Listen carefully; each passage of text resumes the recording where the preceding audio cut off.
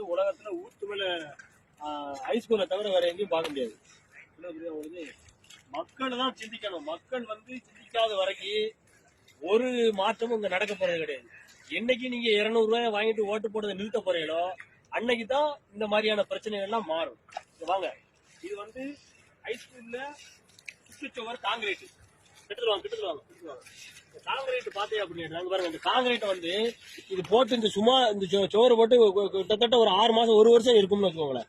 3 மணி நேரத்திலே concrete set ஆகணும். இப்ப 6 மாசம் கழிச்சு இந்த காங்கிரீட் எப்படி இருக்குன்னு பாருங்க. இப்படி கைட்டு பேத்து எடுத்துலாம்.